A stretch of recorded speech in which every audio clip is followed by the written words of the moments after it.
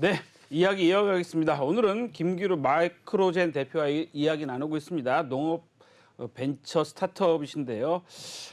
지금 기능성 채소 이야기를 좀 네. 하다 말았는데, 네. 아니 저는 궁금한 게 네. 그 항암 그 당뇨 뭐 이런 네. 말씀하셨잖아요. 네. 이거 저 어디까지 지금 개발돼 있는 거예요? 아까 지금 농업기술센터하고만 했다고 네네. 말씀하셨는데. 일단 뭐 재배 시험은 성공적으로 끝냈고요. 예. 우리가 타겟팅하고 있는 그 인슐린 대체 물질들이 예. 우리가 재배한 상추를 가지고 시험 재배를 했고요. 상추요. 예. 그런데 이제 이 기능성이라는 이 정의를 조금 하고 가야 되는데 우리가 이제 건강기능식품공전에 예. 기능성 물질에 관련된 이 공시 원료가 다 돼 있고 예. 이 이러이러한 것들은 건강기능성 식품으로도 표기할 수 있게끔 이미 규정화되어 있는 게 있고 그다음에 각 기업마다 우리는 이러한 특이한 소재가 있으니 이걸 우리가 개별 인증이라고 그러거든요. 이런 소재들이 있는데 예를 들면 뭐 예전에 뭐 키토산 딸기, 키토산은 그치. 건강기능식품공전에 나와 있으니까 인삼 딸기 뭐 요즘 그렇습니다. 많잖아요. 예. 근데 이제 시기적으로 건강기능식품공전에 나와 있는 키토산 양만큼 먹으려면 딸기를 1000개 먹어야 된다. 이러면 의미가 없는 거죠. 그렇죠. 그렇죠. 키토산을 먹어야 되는데 딸기는 1000개 먹어야 돼. 그러면 네네. 배 터져 죽어. 예. 그러니까 그만큼 이제 그 기능성이라는 게 예. 건강기능 저희가 설정하고 있는 기능성이라는 건 건강기능식품공전에 나와 있는 양을 시기적으로 예를 들면 뭐 상추 7장, 7장 이건 우리가 얼마든지 그렇죠. 밥 먹을 때 먹을 수 식사 있는 때 먹을 수 있는 양이니까 양이니까. 이런 이제 범위의 문제. 또 하나는 우리나라가 다른 나라에 비해서 조금 진일보한 부분들이 있습니다. 진일보. 뭐냐면 일반 식품 카테고리와 예. 그 농작물 일반 그 관행적으로 예. 하는 카테고리와 건강기능식품 사이에 예. 기능성 농식품이라는 카테고리를 지금 농림축산식품부에서 되게 연구를 많이 하고 있고요. 중간자적인데. 네네. 그래서 뭐 하다못해 사과, 물금, 뭐 버섯 이런 종류들을 타겟을 정해서 이런 것들이 어떻게 우리 그 생리활성, 그 우리가 지금 면역력이나 성장하고 삶을 유지하는데 이런 것들 어떤 의미가 있는지 연구들이 지금 많이 되고 있습니다. 그래서 기능성 농산물이라는 카테고리가 조금 더 객관적으로 연구가 되고 있고 왜 이런 출발이 됐냐면 건강기능식품이든 약이든 오래 먹으면 내성이라는 게 생기거든요. 그렇죠. 그래서 뭐 보약도 뭐 얘기 들어보면 뭐 2달 먹고 한 달 쉬고 뭐 이래야 된다 그러더라고요. 장기에 오래 축적이 되면 또 데미지를 입는 부분들이 있고. 그렇더라고요. 제 개인적인 생각은 홀푸드, 유기물 형태로 우리가 쉽게 밥 먹듯이 반찬 먹듯이 그렇게 영양물질들 흡수해야 된다라는 관점. 그리고 우리 토양이 생산 정식을 위해서 화학 비료를 많이 투입을 하다 보니 생산성은 증가가 됐는데 미네랄 토양에 있어서의 미네랄이 굉장히 부족해져서 이 미네랄이 굉장히 중요하거든요. 토양에 미네랄이 부족합니다. 그렇습니다. 이 미네랄은 재배 과정에서 비료 형태로 땅에 주어져서 식물이 흡수할 수 있는 상태로 만들어줘야 됩니다. 제가 핸들링하고 있는 것들은 주로 이 미네랄들을 어떻게 쌈채류에 적용해서 목적에 맞게끔 예를 들면 뭐 아연, 그다음에 뭐 게르마늄, 그다음에 뭐 키토산 이런 것들이 그 식물체 유의미하게 함유돼서 이것들을 뭐 식재료나 또는 뭐 건강기능식품 소재나 뭐 식품 소재나 이렇게 쓸 수 있게끔 하는가. 그게 이제 전반적인 이제 그 기능성 채소의 컨셉이라고 보시면 될 것 같습니다. 그러니까 기능성 채소라는 게 이제 이런 거 지금 말씀하신 것처럼 네네. 저도 제 친구가 지금 그 귀농에서 충북 보은에서 딸기 농사를 짓는데 친구가 그 페이스북에 올려요. 네네. 산소수 딸기. 그래갖고 산소수를 먹고 자란 딸기다. 네네. 그래서 뭐 선착순 몇 명한테만 판다 뭐 이렇게 지금 네네. 올리고 뭐 메타방에서 하고 있다 뭐 이렇게 올리는데 보니까 지금 말씀하신 게 그거하고 좀 연관성 있는 그런 느낌이 확 들어가요. 네, 어쨌든 부가가치 농작물의 부가가치를 더하기 위해서는 그런 것들이 유의미하게 적용이 돼야 되고 제가 생각했던 비즈니스 모델은 우리 이제 인체 유전자 분석이라든지 미네랄 분석하면 사람 몸의 미네랄들이 어떻게 부족한지 다 나오거든요.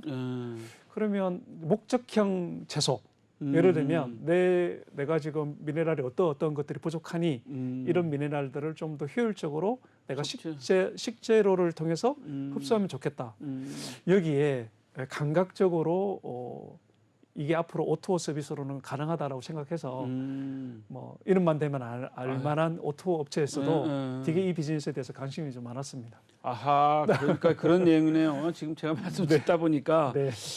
그러니까 사람이 이제 약으로 섭취할 게 아니라 우리가 먹는 식사로 그래서 식이동원이라는 식이동원 네네. 먹는 거하고 치료하는 게 같다, 뭐 같은 원리다, 뭐 이런 그렇죠. 뜻이죠. 지금 이제 대다수 이제 물류를 기반으로 해서 신세계, 그다음에 뭐 마켓컬리, 네. 그다음 네. 쿠팡조차도 새벽 배송해서 먹는 게 다 농산물이거든요. 그렇죠. 아침- 새벽 배송 다 농산물 아니면 그렇습니다. 새벽 배송할 의미가 없지. 아침 예. 식재료를 그렇죠. 어떻게 공급받느냐 그렇죠. 이건데 저는 한 단계 더 나가서 음. 뭐 어차피 우리가 식재료를 공급할 거면 조금 더 차별화된 기능화된 이런 식재료들을 공급한다라는 것도 그 이후에 지금 예를 들면 이제 아침 새벽 배송 전쟁인데 그 이후에 이런 컨셉으로 O2O 서비스를 하겠다라는 그룹에서 감각적으로 그러네 맞네 목적형 맞춤형 채소류들을 좀 재배해서 안전 식탁에 공급을 받았으면 좋겠다. 자기들은 물류가 자신이 있거든. 아하, 그러니까 이게 무슨 말씀인지 이제 이해가 됐어요. 이제 네네네. 기능성 채소란 게 이런 거네요. 지금은 어차피 많은 물류 회사들이 아침 배송 서비스를 하고 있으니까 네. 거기에 대부분 다 그 식재료란 말이죠. 그 그렇습니다. 식재료에다가 네. 기능성을 좀 부여할 수 있는 것을 찾아내면 네. 예를 들어서 뭐 지금 당뇨식만 따로 뭐 그렇습니다. 배달하는 회사도 있고 네, 뭐 네, 이런 네. 건강식만 있듯이 네. 그 식재료 자체가 그런 역할을 해준다면 네. 굳이 더 많은 돈을 투자하거나 그럴 필요 없이 그 제품만 개발이 되면 그 물류를 활용해서도 할 수 있다.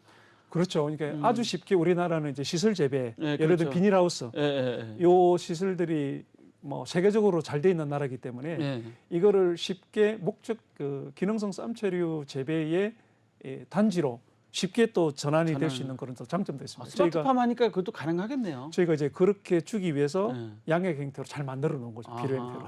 비료 형태로 잘 네네. 만들어서 그거를 식물이 흡수해서 그렇습니다. 한다 이런 말씀이네요. 네. 제가 며칠 전에 그 지방에 출장을 갔다가 경북 청도에 있는 한제 미나리 그 마을을 좀 가봤어요. 네네네네. 미나리가 정말 맛있더라고. 네. 그 미나리 값도 비싸지만 네. 그 미나리가 정말 제가 보니까 맛도 있고 야 이게 그 바로 소득으로 올리고 제품을 제대로 만들어내는 거다 이렇게 생각을 좀 했거든요. 거기에 저희 칼슘도 들어갑니다. 아 그렇습니까? 아하. 근데 그럼 이런 지금 노하우를 말씀하신- 공유를 잘 안 해요. 그러니까 이거 그러면 지금 네. 뭐 지금 말씀하신 기능성 채소, 수용성 칼슘, 아미노산, 비료 뭐 이런 이 바이오 쪽 다양한데 이게 시장이 어느 정도나 열릴 것 같아요? 지금 말씀하신 거 들어보면. 아까 말씀드린 것처럼 이제 큰 틀에서 예. 작물이 요구하는 뭐 질소, 인산, 카리 예. 이건 이제 필수 원소라고 부릅니다. 이거는 이제 정부에서 하죠. 아. 농협이라든지 메이저 기업에서 하고 있고 그 다음에 뭐 칼슘부터 시작해서 마그네슘, 황 이렇게 또 나눠지면 예, 요거 예. 이제 다량 원소라고 해서 요거를 또 공급하는 업체들도 있고 저희들은 뭐 그거하고 경쟁할 수가 없으니 시스템 자체가 기능화된 채소를 만들기 위한 어떤 미네랄들을 어떻게 흡수 가능한 상태로 물질을 만들어서 이 비료 형태를 줄 수 있느냐 여기에 저희들 포커싱을 해서 만들고 있고요. 비료 시장은 앞으로 인구가 증가하면 증가할수록 늘어날 수밖에 없는 것 같습니다. 인구가 늘는다는 것보다는 뭐 좋은 걸 찾으면 찾을수록 늘어날 수밖에 없겠네요. 보니까 그렇습니다. 좋은 걸 네. 먹고 네. 그러니까 흡수하고 자라는 채소를 찾고 뭐 사실 하기야 뭐 우리가 그래요. 그 육류도 마찬가지잖아요. 뭐 네. 보면 무슨 뭐 동물복지돼지, 유황오리 뭐 유황오리. 동물복지 뭐 그 황토 뭐 네, 흙 뭐 그다음에 녹차 먹은 네. 돼지 뭐 이런 거 네. 많이 나오듯이 네. 좋은 걸 먹고 좋은 걸 하게 되는 시장이 점점점 커지고 있다. 이런 관점도 이해될 것 같아요. 아마존이 네. 홀푸드 마켓이라는 이 농산물 유통하는 이 마켓을 샀거든요. 그래서 저는 그렇게 생각합니다. 사람이 다른 생명을 먹어야 또는 다른 생명이 가지고 있는 에너지를 먹어야 우리 삶이라는 게 유지가 되거든요. 근데 이제 식량의 위기라는 것, 식량의 무기화라는 것들이 우리가 이제 예를 들면 변동성이 크지 않은 이유 중에 하나가 각 나라별로 식량을 수출하는 나라가 전 세계 한 5개 정도밖에 안 되거든요. 그래요? 예, 5개 나라 정도밖에 안 되는데 나머지는 자급자족하기도 버거운 상태인데 그렇죠. 이게 만일에 변동성이 크다라고 하면 전 지구적으로 어떤 문제가 일어날까요? 엄청난 문제가 일어나거든요, 그렇죠. 사실은. 네, 그래서 어차피 우리가 이 농업적 기반을 유지하고 관리할 수밖에 없고 만일에 뭐 우리 자체 인구 자체가 고령화돼서 예. 지금 농촌에 가보면 도시뿐만 아닙니다. 그렇죠. 대한민국 전체 인구가 줄어들고 있으니 농촌에서 인구가 줄어드는 건 더 당연한 또 너무나 당연히 현상인 다 거죠. 고령화되고 뭐. 그렇죠. 그런 어떤 대안으로서 이런 농업 인프라도 유지하면서 또 저희처럼 이렇게 좀 목적에 맞게 조금 더 기술이 접목이 돼서 한다고 하면 훨씬 더 부가가치가 높아지지 않을까. 이 말씀 들으면서 갑자기 생각난 게 네, 요즘에 우리 베지테리언인가요? 그 채식하시는 분들 많잖아요. 네, 맞습니다. 채식하시는 분들한테 그냥 채식만 하는 게 아니라 영양을 보급하기 위해서 이런 기능성 채소 채식을 하면 네. 훨씬 더 효율적일 것 같다. 네. 뭐 아픈 사람뿐만 아니라 그런 생각도 좀 들어가네요. 그래서 뭐 저 같은 경우는 이제 콩 같은 경우 그러니까 우리가 이제 콩, 쌀, 예. 유의미한 아주 유의미한 우리 민족 문화하고도 다 그쵸. 관련돼 있는 부분들인 건데 콩도 이제 두유 말고 예, 예. 콩을 먹을 수 있는 부분들이 좀 적거든요. 그래서 저희가 청국장균, 토사균을 이용해 가지고 예.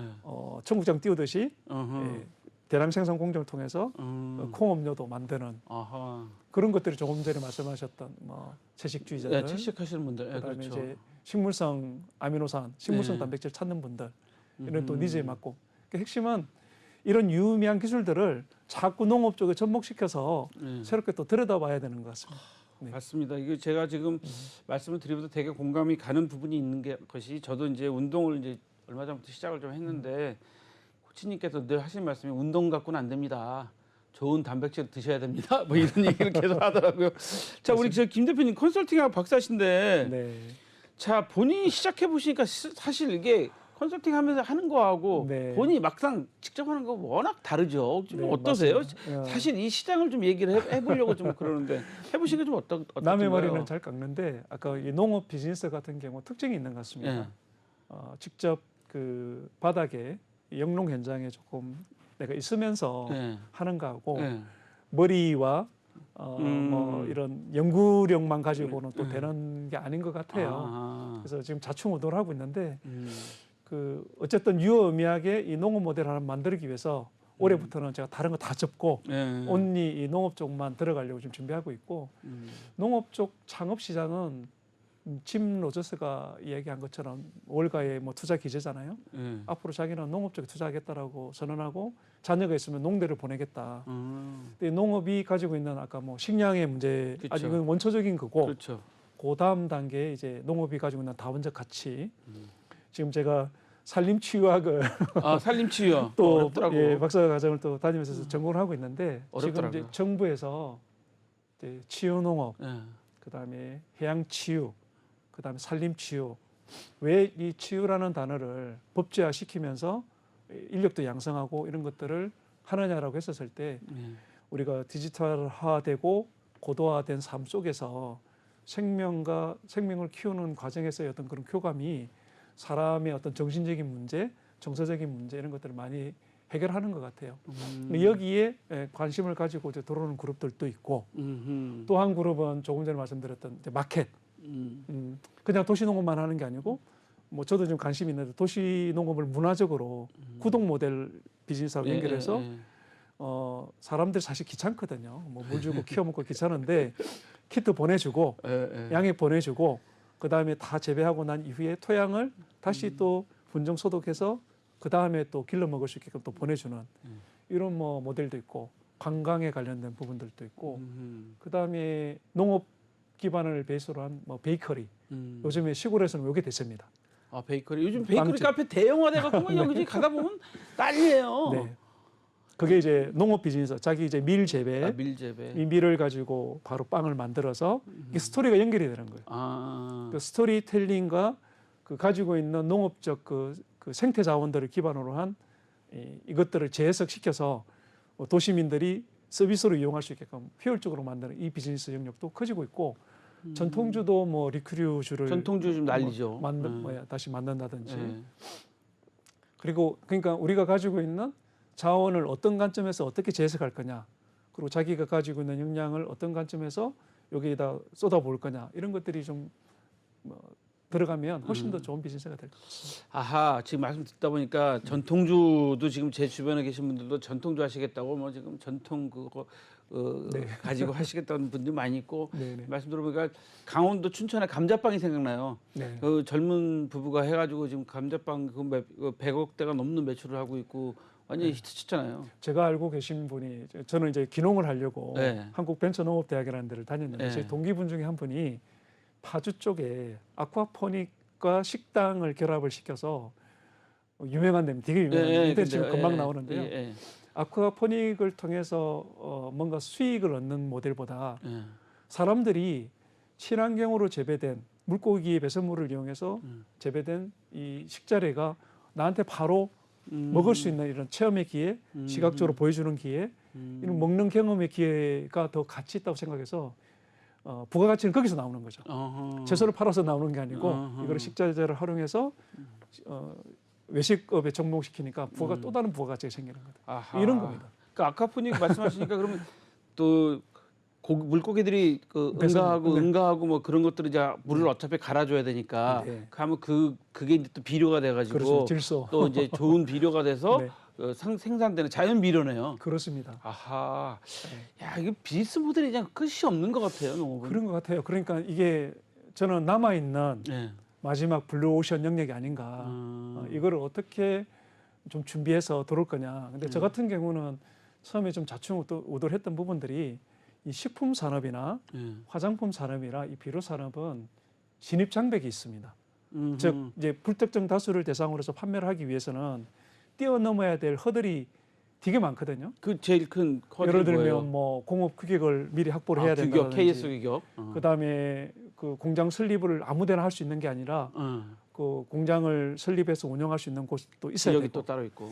그래서 이런 이제 허들이 있으니까 창업을 많이 준비하시는 분들은 작지만 자기 나름대로의 고유한 모델을 가지고 해보는 게 되게 의미가 있을 것 같다. 그리고 초기에 저희처럼 인프라가 많이 투자되는 사업보다는 그다음에 뭐 체험이라든지 유통이라든지 서비스라든지 이런 쪽에 조금 폭넓게 관광이라든지 뭐 치유 활동이라든지 이렇게 상담이라든지 이렇게 좀 폭넓게 하다가 정말 어느 정도 규모를 갖춘다라고 하면 또 전략적으로 거기에 관련된 또 보조금 사업들이 또 있거든요. 아하.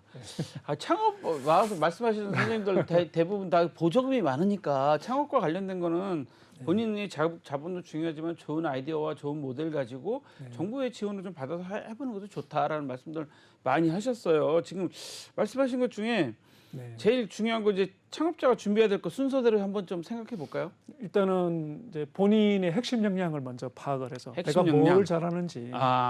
그래서 저도 이제 건국대학교 우리 학생들 바이오 산업 특론, 뭐 바이오 기술 개발과 창업 이렇게 가르칠 때 이야기를 하는 게 소프트한 창업을 되게 많이 이야기를 하더라고요. 저도 공감합니다. 그러니까 젊은 친구들이 내가 창업을 했을 때 한번 뭐 실패를 하더라도 쉽게 극복할 수 있는 구조로 해야 되기 때문에 자기가 가지고 있는 핵심 역량이 뭔지, 그리고 저는 유통을 먼저 어렵지만 유통을 먼저 좀 배워보면 어떻겠냐. 유통. 네, 그러니까 시장에 관련된 이해.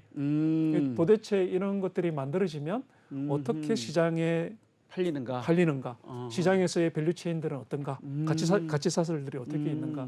이런 것들을 공부할 필요가 있고 그런 것들을 통해서 거꾸로 어느 정도 마켓 규모가 만들어지고 자기가 판매가 일어나면 자연스럽게 뭐 식품 공장을 하든 뭐 비료 공장을 하든 이런 것들은 또 부수적인 문제인 것 같아요. 그래서 핵심 역량을 개발하고 그다음에 거기에 바탕으로 해서 소프트한 창업 요것들로 먼저 출발해 보는 게 어떤가 그런 생각을 해봤습니다.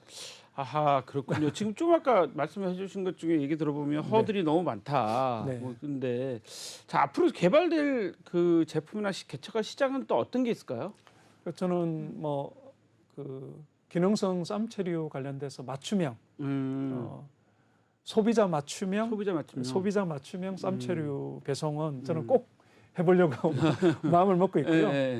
그다음에 뭐 이슈거리가 좀 있지만 그 암 환자들이 쉽게 이 토마토를 가공해서 먹는 음식들도 뭐 있고 그렇게 하거든요. 네, 그렇게 뭔가 목적형, 불특정 다수를 대상으로 해서 판매하는 것들은 이미 대기업들이 다 하고 있으니 조금 범위를 좁혀서 목적형 그 식자재를 생산하고 그 식자재를 가공해서 소비자들에게 전달하는 이런 모델을 아하, 그러니까 고민하고 있습니다. 그러니까 대기업들이 하는 시장은 이미 너무 넓어져서 커서 이 시장 대기업들이 다 들어와 있으니 경쟁할 그런 수가 거는 없죠. 뭐 네. 괜히 경쟁하려 하지 말고 네. 실제 우리 창업하시는 분들은 우리 모델을 가지고 목적형으로 네. 작게 좀 했으면 좋겠다. 네. 아까 콩업류 잠깐 얘기했었는데 콩업류 어디까지 지금 진행이 돼 있는 거예요? 지금 저희가 그 청국장을 띄우는 균을 네. 그 지금 뭐 냄새도 많이 나고 그렇게 띄우면 안 되거든요. 청국장 냄새 나서 사실 젊은이들이 잘 안 먹잖아요. 그래서 그 예를 들면 그게 약간은 이 발효에서 발효 그 위에 단계 예. 부패까지는 아니지만 예, 그 위에 예. 단계까지 갔기 때문에 그런 건데 예. 저희가 거기서 이제 균을 찾아서 잡균들을 다 없애고 효율적으로 콩을 분해하는 그 콩 단백이거든요. 단백질 분해하는 균까지 찾아놓고 이것을 이용해서 프로바이오틱스 개념이 내재되어 있는 콩 음료까지는 만들었고 한 단계 더 나가서 이 콩을 초록콩나물로 만들어서 이 초록콩나물이 일반 콩에 비해서 뭐 이소플라본, 에스트로겐 뭐 이런 기능성 물질들이 뭐 최소한 10배 이상 좋아지는 부분이거든요. 이거를 콩나물로 유통하는 게 아니고 말씀드렸다시피 식소재, 건기식 소재 이런 쪽으로 저희들을 좀 접목해서 개발하려고 지금 연구하고 있습니다. 아하, 그러니까 콩을 가지고 이제 음료도 만들고 뭐 그런 개념으로 가시는 거네요. 그렇죠. 이제 뭐 여성들이 다이어트 할 때 영양분도 흡수하면서 배변 활동이 원활하게 이루어지고 있는 음료들이 많지는 않거든요. 저기들은 식물성 단백질, 아미노산이죠. 아미노산 함량도 풍부하고 그런 대장의 원활한 기능을 하는 그 균의 활동에 의해서 정장작용할 수 있는 프로바이오틱스 개념까지의 어떤 제품이 내재되어 있는 제품을 만들었던 거죠. 아하, 콩으로 음료를 만들고 있고 콩으로 기능성 식품을 만들고 있습니다. 자, 마지막으로 짧게만 한마디만 해주시면 네. 농업시장, 창업시장 어떻다고 보십니까? 기회는 무궁무진하다. 블루오션이다. 아까 말씀드린 것처럼 어떻게 농업을 바라보고 어떻게 해석하느냐의 관점에 따라서 달라질 수는 있다. 그리고 그 요즘 이제 유튜브 보면 우리나라 땅이 사실 농사 짓기에는 적합한 땅은 아니거든요. 한계도 있고. 그러면 스테비아 같은 경우 인공 감미료의 시장이 커질 거다. 그러면 그 스테비아를 아프리카에서 대단위로 재배해서 그냥 들어오는 거예요. 이런 거. 다만 QC 관리를 어떻게 할 거냐. 우리나라가 수입해 오는 거에 있어서 뭐 그런 부분들에 관련된 뭐 해농업에 관련된 시장 이런 것들도 있다고 저는 생각합니다. 예. 오늘 말씀 여기까지 듣겠습니다. 오늘 김기로 대표님과 이야기 나눴습니다. 한치호 인사이트 이제 마무리할 시간입니다. 다음 시간에 다시 찾아뵙겠습니다. 시청해주신 여러분 고맙습니다.